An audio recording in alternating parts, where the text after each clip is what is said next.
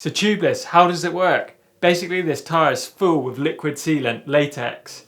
As soon as a hole appears in that tyre or a tear, the sealant rushes by rotational force to that hole, plugs it. Much like when you cut your arm, the blood flows, puts a big scab on, stops the blood running out of your body. In turn, this tyre is going to give you a lot more comfort out on the trail, a lot less rolling resistance. It really is a worthwhile upgrade. So for your tubeless setup, you're going to need a tubeless set of tyres. These need to be tubeless ready or UST compatible. If you do use a standard tyre, you're going to lose a lot of air through it. The carcass actually will leak air, whereas these tyres are fully sealed and won't let any air escape. Also, you're going to need rim tape or tubeless rim tape as it's known. Don't confuse this stuff with normal rim tape. This is airtight and will create that seal that you're going to need to stop air leaking out where the spokes go. Tyre sealant comes in lots of different sizes. Just make sure you've got enough for 2 tyres on your mountain bike. Just read on the back, gives you all the amounts for that. Tubeless valve, you're going to need one of those as well. Obviously one for each wheel. And then a good set of tyre levers, completing the package pretty much. And then some rag just to wipe up that excess fluid if you do get a leak. If you can't get hold of a compressor to inflate your tyres, this thing is going to make your life a hell of a lot easier. It's called a booster pump. Basically you pump it up, charges this cylinder full of air. When you flick that dial, it releases that rush of air straight into your tyre.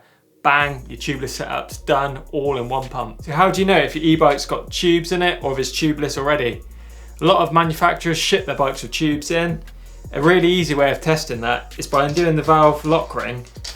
Basically, as soon as you've done that lock ring, if this was tubeless, it would start leaking air, especially if you move that valve up and down. But with this, I can feel there's resistance and there's no loss of air, meaning that this tyre, I can guarantee you, has a tube in. So if it is a tubeless setup on your e-bike already, as soon as you go to undo this lock ring, you'll start hearing air escape. As soon as you move that valve, you'll hear air. You might see a little bit of sealant come out as well. It's a really easy way of trying that. Just obviously with the valve locked, just undoing that, little wiggle, and you can hear that air straight away escaping. It tells me it's a tubeless setup and it doesn't need doing. Okay, let's get cracking. Let's convert this tube tyre to a tubeless setup. First thing we need to do is remove this tyre from the wheel itself. So an easy way to take that tyre off is to work small. Take little bites rather than trying to lever the whole tyre off. The closer you work to each tyre lever, the easier it's going to be. Once you've got a big slack part in the tyre, push that tyre lever round, even it round, tyre's off, and you can see the inner tube, popping that inner tube out, chucking it away. So this is going to make my life a hell of a lot easier. I've taken the tyre off. What I've actually seen, this rim is already pre-taped from the factory with tubeless tape. If you saw spoke nipples and a standard rim tape in there, a rim tape is something, if you were to put like a screwdriver under, you could lift it away from the spokes. That isn't an airtight seal, where this is an airtight seal, ready to go. All I'm going to need to do is screw a valve into this and we'll be all set. So whilst the tyre's off, it's a really good time to inspect that rim. Just make sure there's no dents from rock strikes, any dirt or debris just sitting in the edge of that rim, because if there is, it's not going to create an airtight seal as soon as you stick that tyre back on the rim. If it is a used tyre that you're using to complete your tubeless setup, it's worth just running your hands around inside that tyre. Just make sure there's no thorns, glass, any visible splits or anything. So when it comes to putting that air in, you're going to have a leak straight away. Okay, now we're going to look at installing the valve into the rim. Just note when you get that valve out of the package, which way round the lock ring, and a lot of them have a little airtight rubber seal as well. Just make sure that's all in the same order as you unscrew that. So when you go to stick your valve into the rim, just make sure there's nothing at all on that valve apart from the rubber cone shape at the end. That is what's creating your airtight seal. If you leave any of the rubber bits or the collars on, you're not going to get a seal and you're going to have a leak straight away from that valve. Okay, so now we're going to stick the valve into the rim, push it into the hole, little rubber seal. Some of them don't come with that, some do, but just make sure that rubber seal goes on as well. Then the aluminium lock ring, spin that down onto the valve. Just make sure that countersunk bit is containing that rubber ring as well, just screw it on. So just ensure that lock ring is done up with your hands. Don't be tempted to put a set of pliers on there or something, turn it really tight, because I guarantee you, if you do get trouble with this tyre setup, you're going to be in the middle of nowhere and you're going to want to stick a tube in this tyre and you're not going to be able to undo that lock ring. for love or money, you're going to be stranded. So don't do anything apart from your hands on that lock ring. Basically, as soon as you tighten that up, it pulls the cone into the rim and tightens that up for an airtight seal. Okay, so now we're going to fit the tyre to the rim. It's exactly the same setup as a traditional tyre. So if you can do that, you can do this. Clip it in the bottom, sit that tyre on the whole way around, work your way around it. It's going to be a bit tighter, a tubeless tyre, due to it actually being tight on the bead to create that airtight seal. Right, so that's nicely on now. Push it across to the other side of the bead. Ensure that that bead is actually sitting the other side of the valve as well. Just push it as much as you can to the rim. So as I work my way around the tyre bead, I'm working my way right to the bottom and leaving an actual space to pour some tyre sealant in.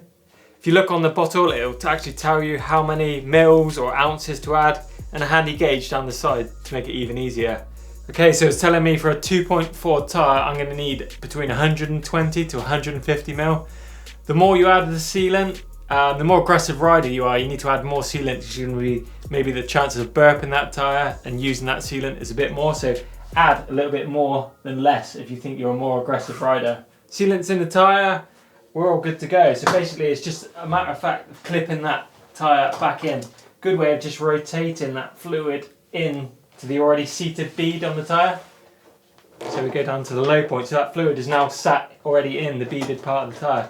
Then I just work my way around and seating that tyre. Less is more, so try and just work in small little bites, getting that tyre back on the rim. Don't try and clip the whole lot on. Small bites, big results. We're just going to spin that wheel just to dissipate that fluid all around the tyre. Try and literally get every angle on it just to ensure that tyre is fully coated. Then we should be ready to inflate. Okay, the pump's fully charged. Don't be alarmed, it says 160 psi on the gauge. It's not actually going to put 160 psi in that tyre. It's just a massive rush of air. So I'm going to connect the head of the pump to the valve. Just make sure that valve is fully undone. You want as much air to enter that tyre quickly. Now when I flick this to inflate, there's going to be a hell of a lot of banging, pinging. Don't be alarmed, that's just that tyre sitting on the rim nicely, telling you that it's actually on there really well when you hear that pinging. So we just flick that to inflate. Fingers crossed, it's going to go bang. There we go. Just let that pump fully discharge. That already is feeling like there's about 35-40 psi already in that tyre. Do that valve up and just inspect that tyre all the way around for any quick leaks. You'll see it bubbling at the rim if you've got a little leak. But to me that already looks a pretty strong seal. No air coming out whatsoever. So that's the tyre fully on the rim. As you can see, we've had a little bit leak of excess fluid, so just wipe that off, because as soon as that dries it becomes really sticky and it's a real big magnet for dust. So just make sure that's not on your brand new tyres and your new wheels. Just wipe it all off. Comes off nice and easy when it's wet. A really good way of seeing if that tyre is sealed is, for one, just giving it a quick spin. If it's looking buckled, you know that tyre's not sat on the rim properly. Another really good way of making sure that tyre sat on the rim correctly is this little inner bead here. Just make sure that's continuous and the same height here. If you notice that it's sat in the rim a bit more, it means the tyre's not seated properly. Just add a bit more PSI, you'll hear that tyre ping back out, and that means your tubeless tyre is sealed. So if you are struggling to get that tyre to sit on the rim, a really easy way of getting more air into that tyre quickly is to remove the valve core. By removing the valve core, I mean this inner core. It's got some little flats on. You have a valve tool remover or a set of pliers if you're gentle. You can basically unscrew that valve head. It leaves you with a full open valve. You can connect the track pump to that, and that allows a lot quicker airflow to quickly inflate that tyre and sit it on the rim. So tubeless, as great as it is, it does need maintenance. If you're riding in hot, dry, dusty conditions, you need to top up that fluid every around 3 to 6 months, maybe even more. Good way of doing that is these little tiny bottles means you can fill the system up through the valve by removing the valve core. You inject basically that fluid into the valve through the bottle. Just saves disturbing that setup with the beads clipped into the rim. So just remember before you hit the trails with your new tubeless setup to drop that pressure back down to your regular riding pressure. But remember, you've got no tubes in there, so you can actually drop those tyres down to some crazy levels now and get so much grip. You're going to be amazed how good this is, and that rotating weight as well. You're really going to notice this out on your bike. So I really hope you've enjoyed this video on how to set up tubeless for your e-bike. If you've got any good setup techniques, tips, hacks for setting up tubeless on your bike, please leave them in the comments below. Also check out Steve's Motor Fundamentals video if you haven't done so already. And don't forget to hit like and subscribe to the channel if you haven't done so already.